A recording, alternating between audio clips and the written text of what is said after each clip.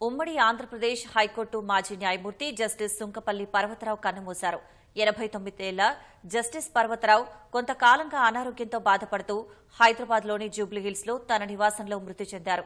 Justice Parvatharao 1935 November 26న జన్మించారు.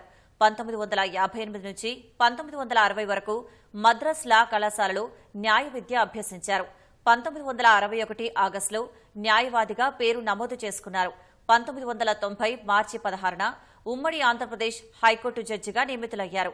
1997 November 26న పదవీ విరమణ చేశారు. పర్వతరావు న్యాయమూర్తిగా ఉన్న సమయంలో అనేక కీలక తీర్పులు వెలువరించారు. ఎంసెట్కు హాజరైన విద్యార్థులు తమ జవాబు పత్రాలను మూల్యాంకనం చేయించుకునే హక్కును కలిగి ఉంటారనేది ఇందులో ఒకటి.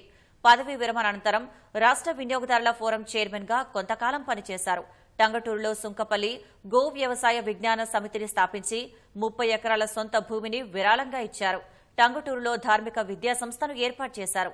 పర్వతరావు పార్థివ దేహానికి మాజీ ఉపరాష్ట్రపతి వెంకయ్యనాయుడు, ఏపీలోని కైకలూరు ఎమ్మెల్యే కామినేని శ్రీనివాస్, సుప్రీంకోర్టు విశ్రాంత సీజే జస్టిస్ ఎన్వీ రమణ సహా పలువురు న్యాయమూర్తులు నివాళులర్పించారు.